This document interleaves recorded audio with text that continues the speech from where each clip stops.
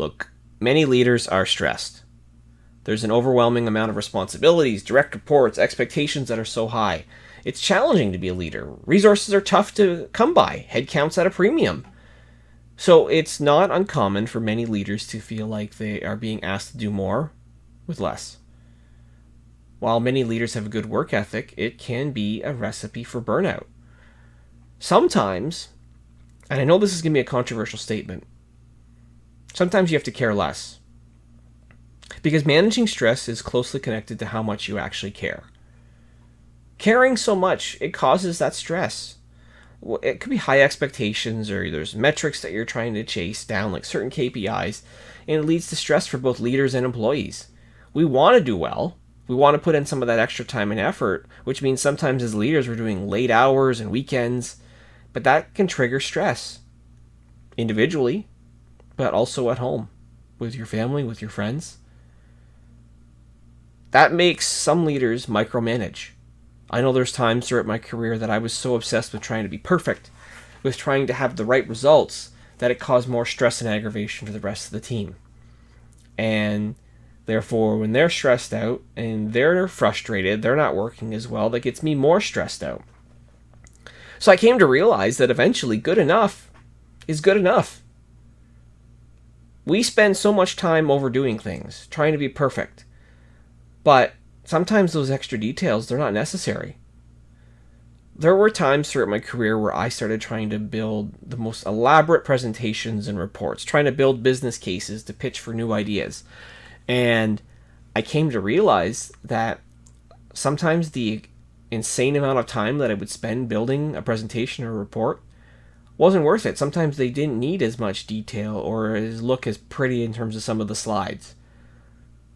I know I'm trying to do things with the best intention, but it wasn't needed. I was actually putting more stress on myself. Sometimes getting it to 80% is better than trying to get it all the way to 100% done. You have to ultimately know your audience and know their expectations, but it doesn't have to always be at 100% quality level. I had a mentor of mine, though, suggest to me that I needed to care less and that it would become so much better for me from a stress perspective.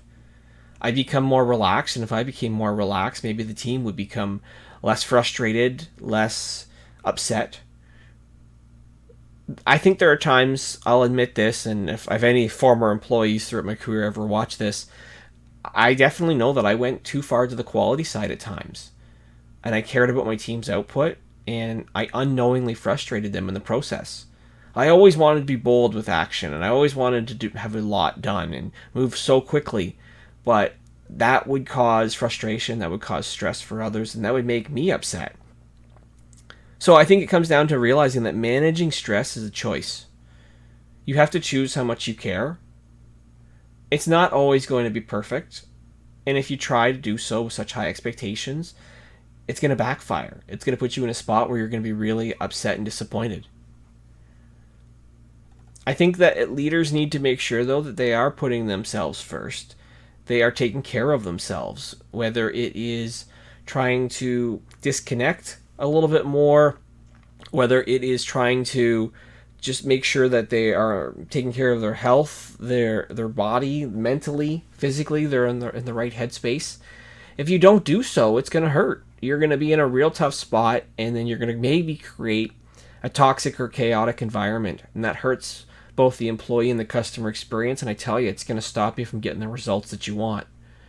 So, as leaders, I think what we need to remember to do to manage stress the right way is focus on that professional development. There's always lots to learn. There's plenty of resources out there, whether it's reading books, blog posts, watching courses, attending events, listening to podcasts. There's tons of stuff that you should do. We should also be taking breaks. We got to go on vacation. We have to remember to fuel our mind and our body the right way. We can't manage on autopilot.